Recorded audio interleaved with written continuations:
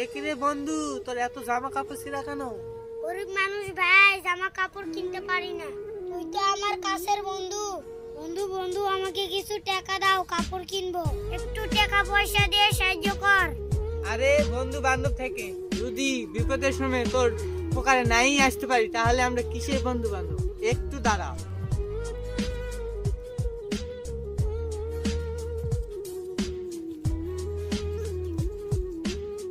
এই ধর বন্ধু। আরে বন্ধু, এতগুলো টাকা দিলি কেন? আরে তোর তো গেঞ্জি ছিঁড়ে গেছে, সঙ্গে প্যান্টও। যা বাজার যাই, ইচ্ছা মতো কিনলে প্যান্ট গেঞ্জি। ঠিক আছে বন্ধু, তোকে অনেক অনেক ধন্যবাদ। কখনো বিপদে পড়লে কিছু মনে না করে আমাকে বলবি। ঠিক আছে।